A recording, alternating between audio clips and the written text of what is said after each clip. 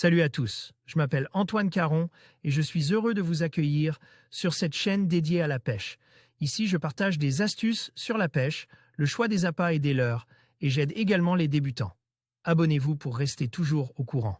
Et maintenant, passons au sujet du Les jour. origines, c'est aux États-Unis, en Californie plus précisément, que les premiers gros swim-baits ont vu le jour avec pour objectif de séduire les black bass ayant pour habitude de se nourrir de truites.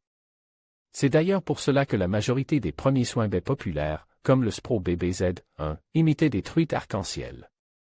Le Japon a ensuite développé à sa manière le concept, puis l'Europe s'y est mise avec des leurres répondant davantage à nos besoins. Notamment pour le brochet sur lequel cette pratique fonctionne très bien. Présentation: un hard swim-bait est un leurre dur articule qui imite un poisson qui nage. Il en existe de différentes formes, tailles et grammages. Les petits modèles, inférieurs à 50 grammes, sont intéressants car ils peuvent être utilisés avec des cannes non dédiées à cette technique. Lors des sorties légères durant lesquelles on n'emmenait qu'une canne, on peut donc quand même emmener avec soi quelques swim-baits. Ensuite, il y a des leurres plus longs et plus lourds, allant jusqu'à 200 grammes et plus. Ceux-ci vont nécessiter des cannes spécifiques, ce qui sera à bord dans un autre article.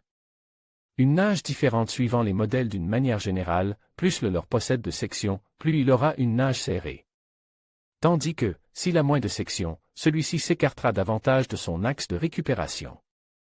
Par exemple, un leurre en 2 parties, appelé glide bay, aura une nage large en S alors qu'un leurre en 4 parties aura une nage plus rectiligne. À cela, une queue en matière souple ou un rolling prononce sont des facteurs qui vont faire que chaque leurre est différent. La densité, on retrouve les mêmes principes que pour d'autres types de leurres, à savoir flottant, coulant lent et coulant suivant. La profondeur de nage souhaitée. De plus, il est souvent possible d'ajuster la profondeur de nage avec des plombs-clips pour surlester le leurre, notamment grâce à un anneau pesant sous la tête. Sur certains modèles, on peut facilement placer ce type de plomb-clip au niveau des anneaux des hameçons. Un article sur l'utilisation du plomb-clip est d'ailleurs disponible ici. Stocker des gros leurres. Pour stocker de tels leurres, rien de bien compliqué, des grandes boîtes non compartimentées sont bien adaptées et facilement transportables.